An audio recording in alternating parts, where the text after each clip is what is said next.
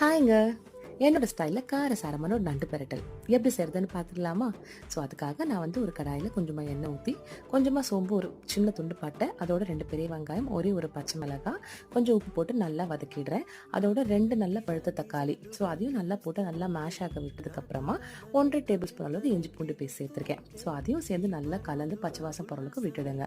இது என்ன பேஸ்ட் பார்த்தீங்கன்னா, கொஞ்சமாக தேங்காய், மிளகு, சீரகம், சோம்பு இது எல்லாத்தையும் போட்டு அரைச்ச விழுது தான் இது. ஸோ அதோடு சேர்த்துட்டு வீட்டு குழம்பு மிளகாய்த்தூள் ஒரு 1 1/2 ஸ்பூன் சேர்த்துருக்கேன். ஸோ எல்லாம் சேர்ந்து நல்லா கலந்து விட்டதுக்கப்புறமா நம்ம கழுவி க்ளீன் பண்ணி வச்சுருக்கிற நண்டையும் உள்ளே சேர்த்து மிக்ஸி ஜாரை வந்து லைட்டாக அலும்பி அதோட தண்ணியும் உள்ளே சேர்த்துருக்கேன்.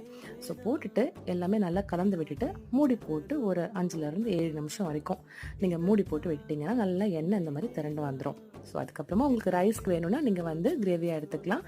இல்லை இன்னும் வந்து கொஞ்சம் பெரட்டலாக வேணும் அப்படின்னாக்க இன்னும் ஒரு 5 நிமிஷம் எக்ஸ்ட்ரா விட்டிங்கன்னா சூப்பரான டேஸ்டான நண்டு பெரட்டு